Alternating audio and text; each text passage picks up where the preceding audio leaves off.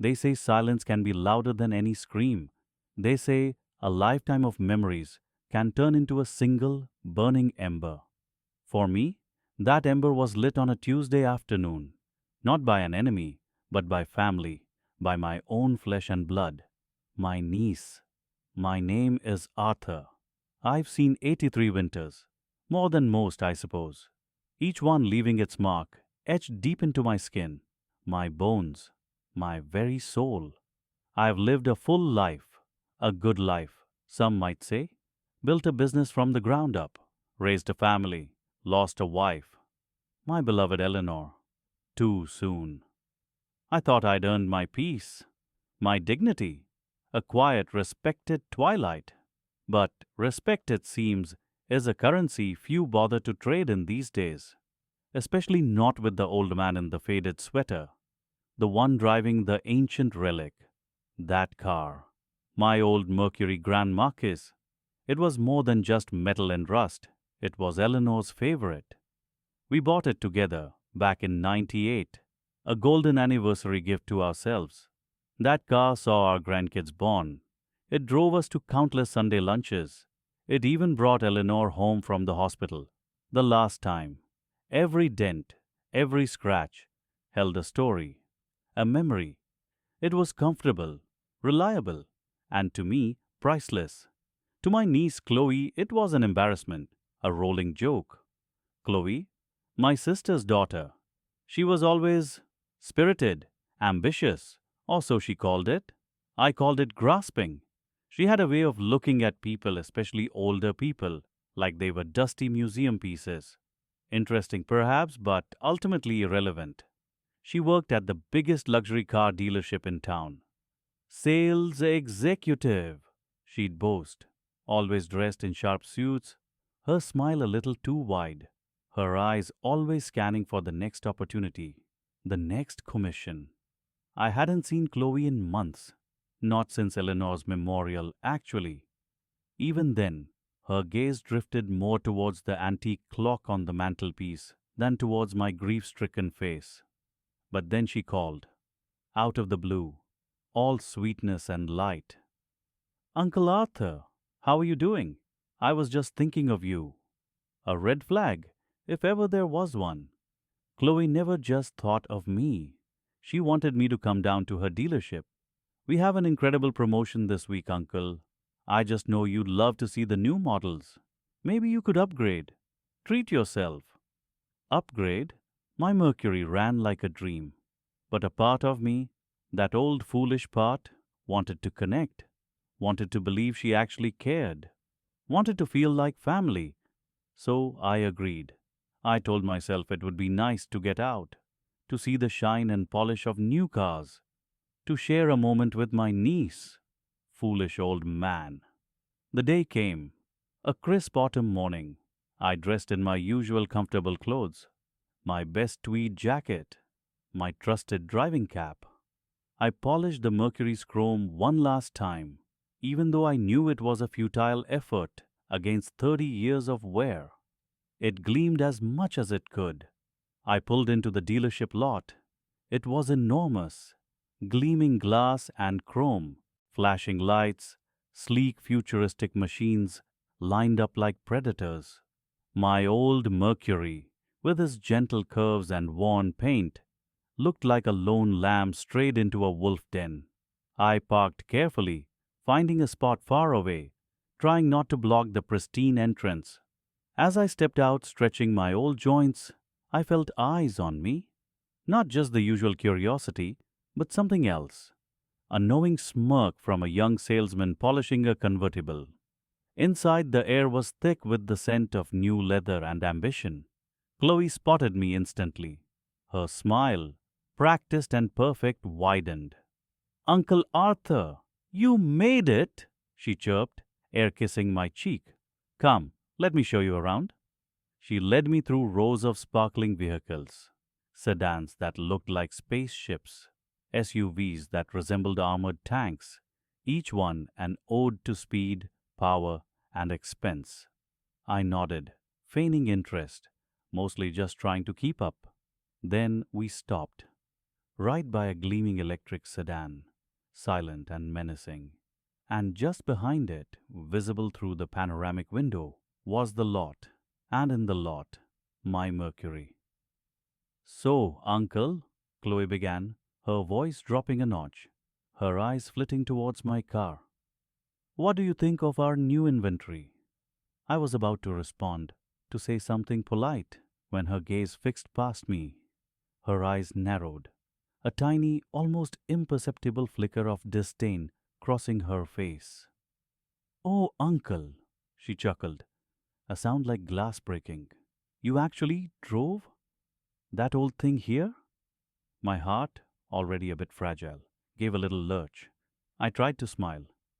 It gets me where I need to go, Chloe. She didn't hear me, or pretended not to. She leaned in conspiratorially, as if sharing a secret. Uncle, honestly, people like you, they just don't understand. Image is everything in this business. My clients, they drive Jaguars, Mercedes, Teslas. And you pull up in that relic. Her voice wasn't loud, not shouting. It was worse. It was a stage whisper, designed to be overheard. And it was. A few customers nearby, sipping complimentary lattes, looked up. A young couple pointed discreetly at my car. A wave of heat flushed my cheeks. My old hands trembled slightly. I mean, look at it, she continued, her lips curled. That thing must be older than I am. The paint's practically peeling off. And the hubcaps? Is that rust? Good heavens, uncle! You look like you're heading to the junkyard, not a premium dealership. She laughed then. A short, sharp, dismissive sound. It wasn't a joke shared with affection. It was a weapon. She pulled out her phone, snapping a quick surreptitious photo of my car from inside the showroom. I should send this to Dad, she giggled, typing away. He always says you're so sentimental. But honestly, uncle, there's sentimental. And then there's just pathetic. Pathetic. The word hung in the air, heavy and poisonous. It wasn't just the word, it was the way she said it, the way she dismissed my life, my choices, my memories, all for the sake of appearances, for her precious image, my dignity, my quiet pride. It felt like she was tearing it to shreds right there, in front of strangers, in front of her colleagues, who were now pointedly looking away, but not quickly enough. I felt a coldness spread through me. It wasn't anger, not yet. It was a profound sadness, a deep, aching disappointment. This wasn't the daughter of my sister. This wasn't family. This was a stranger, draped in cheap ambition, using me as a punchline. The world around me seemed to blur. The gleaming cars, the expensive suits, the polite smiles, all of it faded. All I could see was Chloe's mocking face. All I could hear was the echo of pathetic. But then something shifted inside me. The sadness began to curdle. A tiny, stubborn ember that had been lit by her words began to glow brighter. Pathetic, was I? An old man, easily dismissed? I took a slow, deep breath. My trembling stopped. A stillness settled over me, a quiet resolve. I looked at my niece, really looked at her. Her perfectly coiffed hair, her designer clothes, her hungry eyes. She was still laughing, showing her phone to a passing colleague, who offered a sympathetic chuckle. She hadn't even noticed my silence, my transformation. I cleared my throat. The sound was soft, but it cut through her high-pitched mirth. Chloe, I said, my voice surprisingly steady. I need to talk to you, privately. She turned, a flicker of annoyance in her eyes. Uncle, I'm working here. What is it? It's important, I insisted, my gaze unwavering. She sighed, a dramatic flutter of her hands. Fine, follow me to my office, but don't take all day. I have a client coming in for a test drive of the new Electra Glide in 15 minutes. She turned on her heel, her sleek suit rustling, and strode towards a glass-walled office at the back of the showroom. I followed, my steps slow but firm. My old bones, usually complaining, felt strangely resolute. The pathetic old man was walking towards his future, and Chloe's. As I stepped into her gleaming office, a thought solidified in my mind. She believed she had humiliated me. She believed she had made me feel small. But what she had really done was awaken something, something old, something forgotten, something dangerous. She gestured impatiently to a chair. Now, what is it, uncle? I don't have all day for old car stories. I didn't sit. I just stood there, looking at her, a quiet storm brewing behind my eyes. She had no idea what she had just started. No idea at all. And I knew, with absolute certainty, that this would be a day neither of us would ever forget. The game had begun, and she wasn't ready to play. The quiet hum of my old engine was a cruel mockery. Each mile away from the dealership, the echo of Tiffany's laughter grew louder in my ears. Uncle Ben? Still clinging to that antique? Seriously, it belongs in a museum. Her words, sharp and dismissive, sliced through the thin veneer of my composure. I gripped the steering wheel, knuckles white. The old car wasn't just a vehicle to me. It was a companion. It carried memories. It was reliable, just like me, I thought. Or, at least I used to be. The drive home felt endless. Each street light, each familiar house seemed to judge me. Was I really just an antique? A relic to be politely endured, then tucked away? The thought clawed at me, cold and relentless. It wasn't just the car. It was everything. The way my calls went unanswered for days. The casual forgetfulness about my birthday. The way family gatherings often felt like I was an observer rather than a participant. Tiffany's disrespect was a symptom, not the disease itself. It was the latest, loudest reminder of how I had become invisible. I pulled into my driveway. The house, once full of life and laughter, felt particularly empty that day. The silence pressed in on me.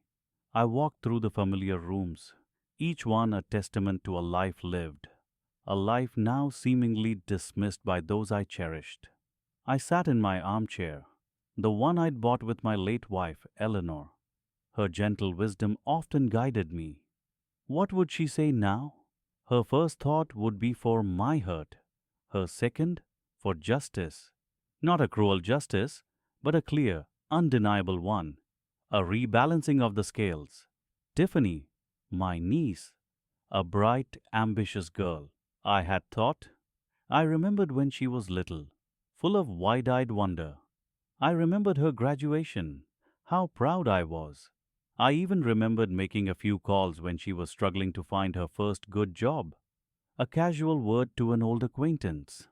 A small favor. Just a nudge in the right direction. That's how she ended up at Sterling Autos. My acquaintance, Mr. Henderson, the owner, had been happy to give her a chance. A bright, young person, he said. A good addition to the sales team. I felt a pang of pride then. A little spark of influence I still had. The irony tasted bitter in my mouth. She mocked my old car while standing on the showroom floor of the very dealership I had helped her get into. She ridiculed the man who had extended a hand, however small, when she needed it. The hurt slowly began to morph into something else, something colder, something sharper. It wasn't about getting even. It was about reminding her, and perhaps myself, that there were still currents beneath the calm surface, that an old man might still hold a few unexpected cards. I thought about the new cars on the showroom floor. Sleek, shiny, expensive. I thought about Tiffany's dreams, her desire for status, for the latest model. I knew her habits, her wish list. She had often talked about the car she wanted, never imagining I would be listening. My mind began to work, slowly at first, then with increasing clarity. I wasn't just going to buy a new car. I was going to buy her a new car, the exact model she coveted. And I was going to do it in a way that would make her question everything. But the car was only part of it, a symbol. The true lesson lay elsewhere. It lay in the power she so carelessly dismissed, the power of respect, the power of quiet influence. Mr. Henderson, a good man, loyal, someone who understood the value of an old friendship, and a favor repaid. I got up from my armchair, the dull ache in my chest replaced by a focused resolve. I walked to my study, to the old mahogany desk where I kept my affairs in order. It was time to retrieve a few old numbers from my Rolodex, time to dust off some forgotten connections. The sun began to set, casting long shadows across the room. I felt a quiet stir of anticipation. The game had changed, and I, the antique uncle, was ready to play. My fingers hovered over the telephone. One call. Just one call to start. A seemingly innocuous inquiry. A rekindling of an old friendship. Nobody needed to know my full intentions just yet, but the first piece of the puzzle was about to be put into place. The words hung in the air, sharper than any razor. An old rust bucket, she'd called it. My ancient clunker. She hadn't even bothered to lower her voice. Every customer within earshot had turned their heads. I felt their gazes. Pity, amusement, disgust, perhaps, for my tattered old sedan. But mostly, I felt the familiar burn of shame, a shame she had expertly inflicted. My niece, Sarah, smiled a saccharine smile at a potential client. Her face, usually so eager for a compliment from me, was now a mask of professional indifference. She moved with a practiced grace, her bright uniform crisp, her hair perfectly coiffed. A picture of modern success. My success, in part, or so I had always believed. I stood there, a ghost in the gleaming showroom. My hands, gnarled with age, clutched the keys to my old car. The car that had driven me to countless family dinners. The car that had taken Sarah to her first job interview. The car that was now a symbol of my supposed decrepitude. But something shifted inside me, a quiet, cold current. It wasn't anger, not exactly. It was a deeper, more profound sense of clarity. A lifetime of small slights, subtle dismissals, and outright disrespect coalesced into a single, undeniable truth. I was not just her uncle. I was a wallet, a convenience, an afterthought. I watched her for a few more minutes. She gestured grandly at a sleek, crimson SUV. "This model is incredibly popular," I heard her say. "Perfect for someone with an active lifestyle." Her voice was smooth, confident, a chameleon. The girl who used to sit on my lap begging for ice cream was gone, replaced by this polished, ruthless salesperson, a salesperson who just mocked her own flesh and blood. My gaze drifted to the car she was showing, a new model, the kind she drove herself, or perhaps dreamed of driving. I remembered a conversation from last Christmas. She'd complained about her current car. "It's just not me, uncle. I need something with more presence." I'd nodded, offered to help with the down payment. She'd smiled, promised to call. She never did. The showroom felt suddenly sterile. The scent of new leather and polished chrome, usually invigorating, now choked me. I needed air. I needed a moment to recalibrate. I walked slowly, deliberately, towards the exit, past rows of gleaming vehicles, each one a testament to desire and status. Sarah didn't even glance my way. She was too busy closing a deal, or so she hoped. Outside, the cool autumn air hit my face. I breathed deeply. The world outside the showroom was real. My car, my old car, sat humbly in the parking lot, a faithful companion. It had never judged me. It had never humiliated me, a loyalty I had rarely found in my own family. I closed my eyes for a moment. All those years, all those sacrifices, the tuition payments, the first apartment, the emergency loans, always with a smile, always with a quiet sense of duty. My reward, to be a punchline, to be shamed in a public place by my own niece. But shame, I realized, was a choice. My choice. I could stand by and let her disrespect fester, or I could rewrite the script, not with anger, not with a scene, but with something far more potent, something she would never see coming. I opened my eyes. The decision was made, cold, clear, unshakable. I walked back into the dealership. My steps were slow, but imbued with a new purpose. My gaze no longer flitted with uncertainty. It was fixed, not on Sarah, not on her customer, but on the information desk.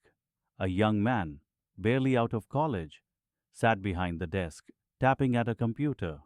He looked up, a polite, impersonal smile on his face. "Excuse me," I said, my voice steady, betraying none of the turmoil inside. "I'd like to speak with the sales manager, or perhaps the general manager if they are available." The young man's smile faltered slightly. "Do you have an appointment, sir?" "No," I replied, my eyes meeting his. "But I intend to make a significant purchase today, and I have some specific requirements." He hesitated, clearly weighing my old car exterior against my confident tone. Finally, the promise of a commission seemed to win out.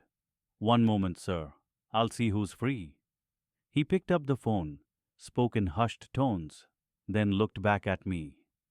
"Mr. Harrison is quite busy at the moment. Perhaps I could direct you to one of our available sales associates." "No," I said again firmly. "It must be the manager, and specifically not Sarah." I let the name hang there, a subtle emphasis.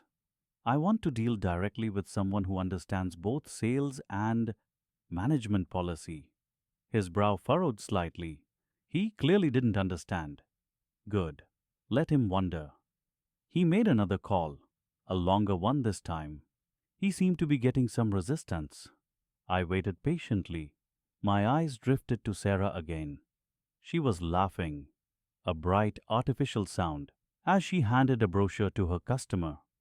She caught my eye for a fleeting second, her smile dimming, a flicker of annoyance crossing her face, as if my very presence was an inconvenience, as if I was still waiting for her to offer me a ride home.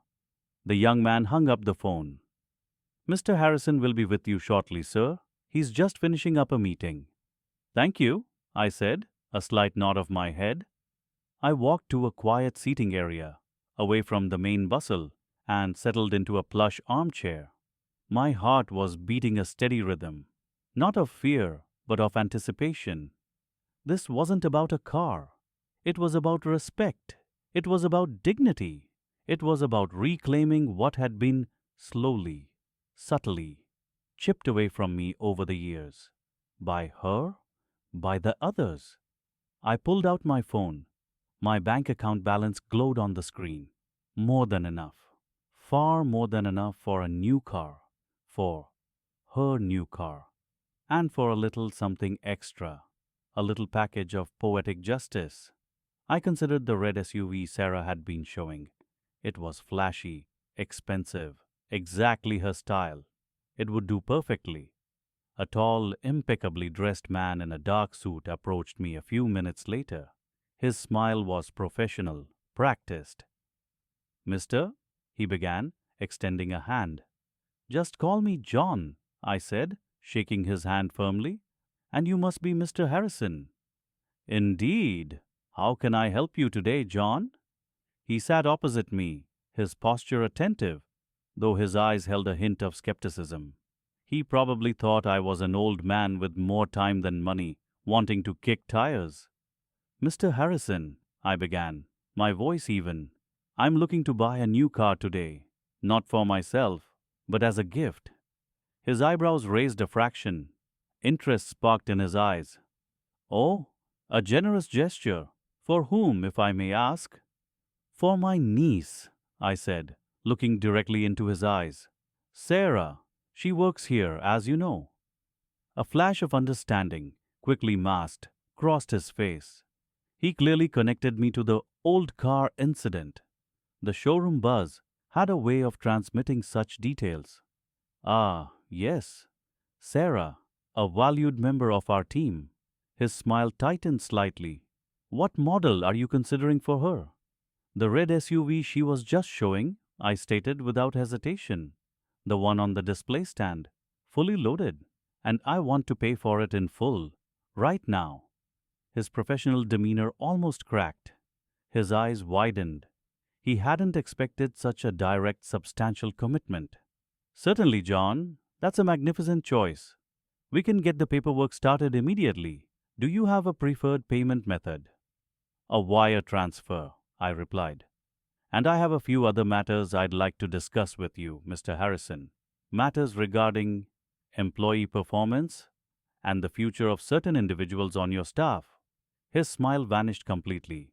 His posture stiffened. This was no longer just a sale. This was something else entirely.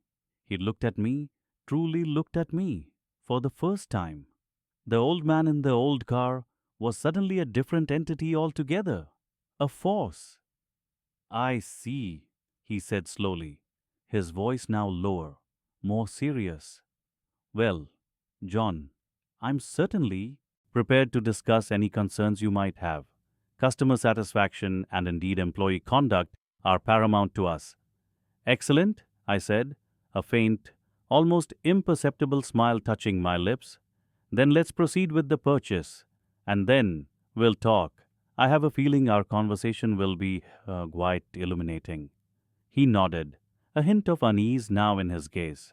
He excused himself briefly, presumably to verify my financial standing and prepare the initial documents. I watched him walk away towards his office. The gears were turning, the plan was in motion.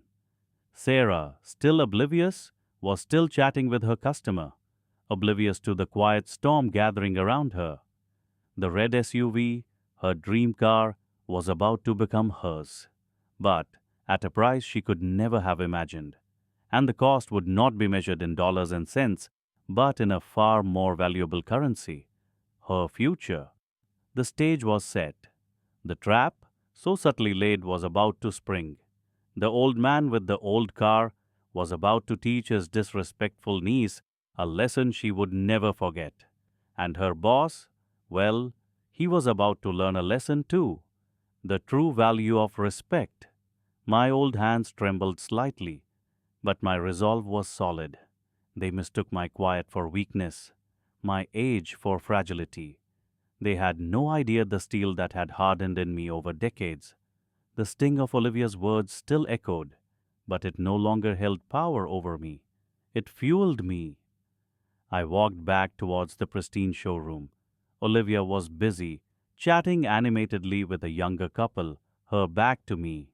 She gestured grandly at a sleek sports car. Her laugh, so bright and superficial, cut through the air. I remembered her as a little girl, full of wonder, not scorn. My heart ached, a deep, familiar throb. This wasn't just about a car anymore. It was about respect. It was about the dignity they thought they could strip away from me. I wouldn't let them. I found a quiet corner and sat on a plush leather chair, observing. I watched Olivia. She was good at her job, in a way, charismatic, persuasive, but she lacked empathy. She saw transactions, not people, especially not people like me.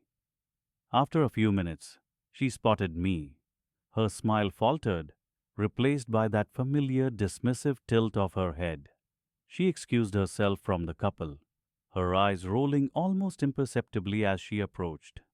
"Still here, Aunt Clara?" she said, her voice laced with forced politeness. "Didn't find anything in the used lot that caught your eye? I told you, a good sedan, low mileage, easy to maintain. That's your best bet." She paused, then added, "Unless you're just here for the free coffee again?" She winked, but it felt like a jab. I met her gaze. My voice was calm, steady. No, Olivia, I've found exactly what I'm looking for. Her eyebrows raised. Oh?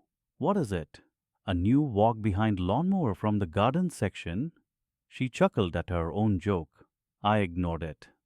I'd like to purchase the red convertible you showed me earlier.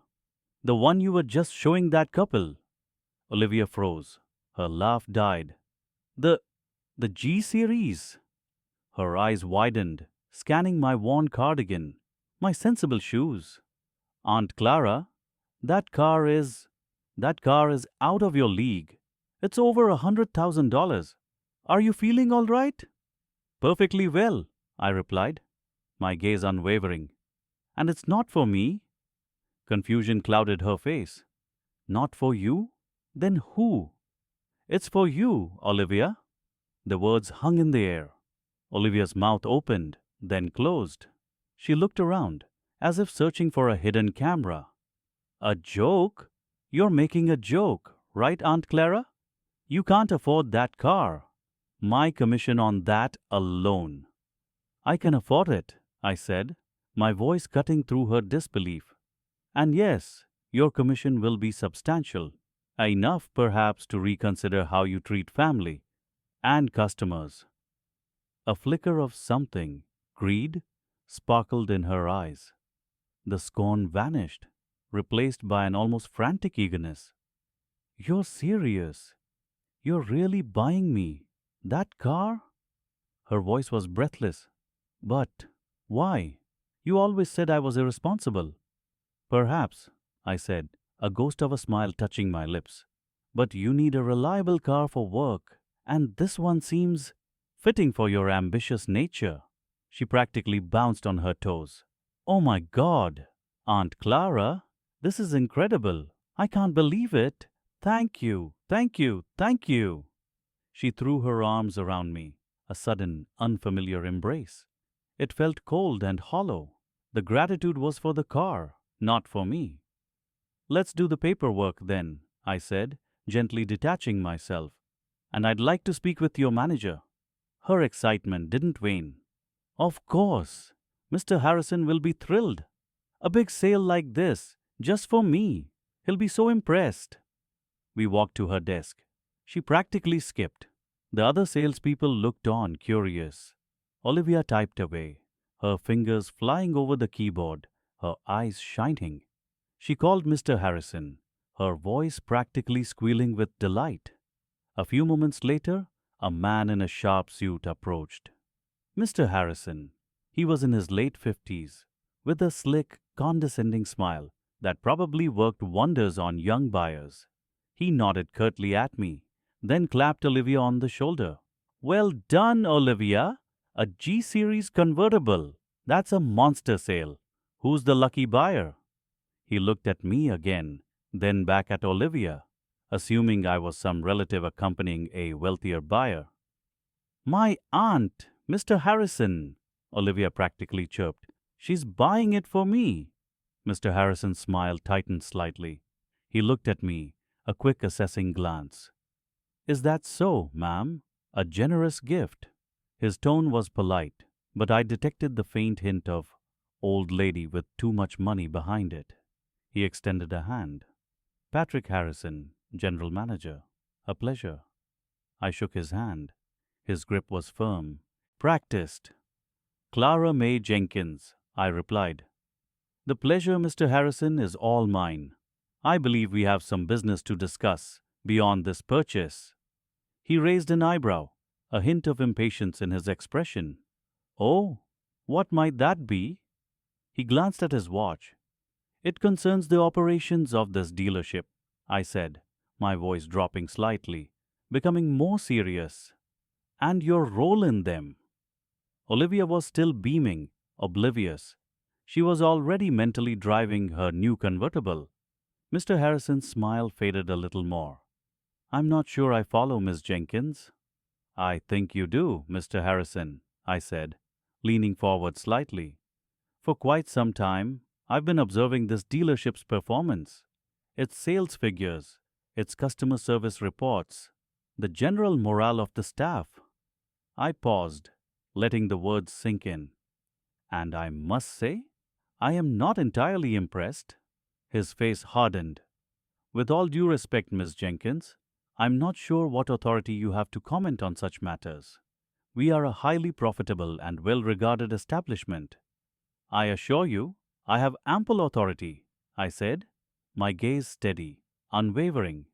You see, Mr. Harrison, while Olivia here may be a rising star in sales, she, like many others, is unaware of certain fundamental truths about this particular business. I took a slow breath. This was it, the moment I had been building towards. Truths, such as the fact that I am not just an old lady with an old car walking into your showroom. I am, in fact, the principal owner of this dealership's parent company, and I have been for the last 15 years. Mr. Harrison's jaw went slack. The blood drained from his face, leaving it pale and mottled. Olivia, who had been humming quietly, suddenly stopped. She looked between me and her boss, her face slowly turning from joy to confusion, then to dawning horror. The air in the showroom thickened. The quiet was absolute. My eyes met Mr. Harrison's, and in them I saw pure, unadulterated shock. His empire, his secure position, was crumbling before his very eyes, at the hands of the woman he had dismissed without a second thought. And it was only just beginning. The keys to Myra's new car felt cold in my hand. They were heavy, substantial, a stark contrast to the hollow feeling in my chest just hours before. Myra, still beaming, was practically vibrating with excitement. She kept running her hand over the sleek, polished hood. "Uncle," she gushed, turning to me, her eyes wide. "This is incredible. I can't believe you did this. It's perfect." Her voice was sweet, almost childlike. It was a voice I hadn't heard directed at me in years, not since she was a little girl, holding my hand, looking up with genuine admiration. Now, it felt foreign, a performance. I watched her for a moment, her excitement a vivid, almost blinding thing. A small part of me, the old, soft-hearted part, felt a pang, a wish that this joy were real, that it stemmed from a place of genuine connection, not just a transaction. But that part of me had been quieted, stilled by years of small slights, of being overlooked, of being deemed irrelevant. Just then, a man in a crisp suit approached us. He had a practiced, friendly smile, but his eyes were sharp, constantly scanning. Manager David. He was Myra's boss, the same man who had barely acknowledged my presence earlier, who had dismissed me with a wave of his hand.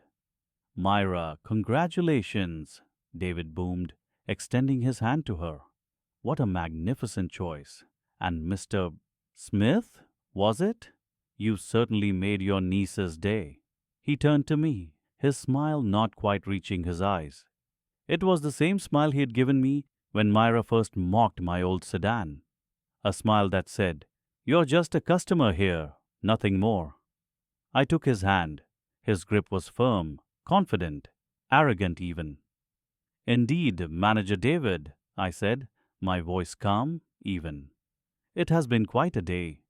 A very illuminating day, in fact." Myra, still oblivious, giggled. "Uncle John is just in a generous mood. He really pulled out all the stops." David chuckled along, still focused on Myra, the successful salesperson, the one bringing in the commission. "Well, we appreciate your business, Mr. Smith. Always a pleasure to see a satisfied customer." "Oh, I assure you, David, I am more than satisfied," I replied, meeting his gaze directly. "In fact, I'm so satisfied. I've decided to make a few adjustments to the management structure here." Myra stopped smiling. David's practiced smile wavered. Just slightly, a flicker of confusion crossed his face. "Adjustments? I'm not sure I follow, Mr. Smith." "No, I don't imagine you do," I said, letting go of his hand. My eyes never left his. You see, David, this dealership, this entire chain, in fact, it's part of a larger portfolio. A portfolio I happen to own a substantial share of. The air in the showroom seemed to thicken. Myra's face, which had been glowing with joy, was now slowly draining of color. She glanced between me and David, her brow furrowed, a dawning horror in her eyes. David's composure, so carefully maintained, began to crack. His face went pale. He swallowed hard. Mr. Smith, I. I don't understand. My name is John Miller, I corrected him slowly, and I sit on the board of directors for the parent company. I also happen to be the primary investor who greenlit the expansion of this very dealership last year. Every word was a small, quiet stone dropping into a still pond, each ripple spreading, revealing more and more of the truth. Myra let out a tiny gasp. She was staring at me now, her eyes wide with disbelief, then something akin to fear. The realization was hitting her, a tidal wave of consequences. David's face was now a mask of absolute shock. His mouth opened and closed soundlessly. He knew. He finally understood. He knew exactly who I was. The man he had dismissed. The old man in the old car. I have been observing your performance, David, I continued, my voice unwavering. Your sales figures are commendable. Your staff, however, and your general atmosphere of respect, or lack thereof, leaves much to be desired.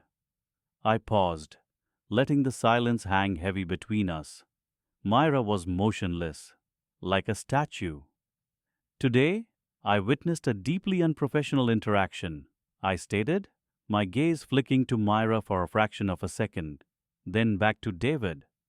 A junior employee mocking a customer, and a manager, you, David, doing nothing to intervene. Worse, you fostered an environment where such disrespect was implicitly condoned. David tried to speak. Mr. Miller, I assure you, I was not aware. You were aware enough to dismiss me as irrelevant, I interrupted him, my voice still quiet, but with an edge of steel. You were aware enough to treat an elderly customer with disdain. That is not the standard we uphold here. I took a breath. The words felt heavy on my tongue, but also right. Just. Effective immediately, David, I said, my voice cutting through the tension. Your employment with this company is terminated. The words hung in the air, a final, unyielding decree. David staggered back a step, as if physically struck. His face was blotchy, a mixture of shame and fury. Myra made a small choked sound. She finally found her voice, a whisper. Uncle, what have you done? I turned to her then, fully. Her eyes were brimming with tears, not of joy now, but of something far more unsettling. Betrayal. Fear. What have I done, Myra? I repeated softly, the question she had posed to me earlier echoing in my mind. I have merely enacted a consequence for treating an elder with contempt, for believing that kindness and respect are optional, for thinking that power always lies with the young and the loud. I looked at the shiny new car behind her, the symbol of her earlier triumph. That car, Myra, is a gift, a very expensive gift, but it comes with a lesson about humility, about dignity, about remembering where you come from and who helped you get there. Her gaze dropped to the ground. She couldn't meet my eyes. The weight of her actions, the gravity of what she had done, and what I had just done, was finally pressing down on her. Myra, you no longer have a job here, I said, my voice gentler now, but no less firm. And David, you are to vacate the premises immediately.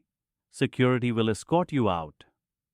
A guard, who had subtly moved closer, now stepped forward. David looked utterly defeated. He simply nodded, his shoulders slumped, and turned to follow the guard. The proud, confident manager was gone, replaced by a broken man. I watched him go, a sense of profound quiet settling over me.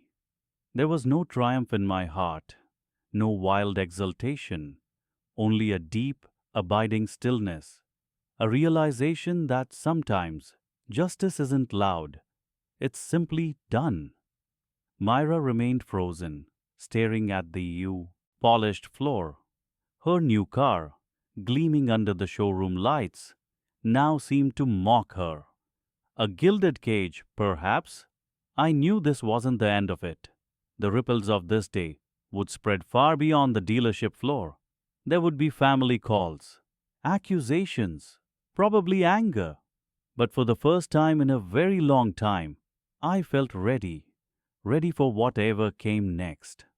I turned and walked towards the exit, leaving Myra alone with her brand new car and her shattered world. The setting sun cast long shadows through the glass doors.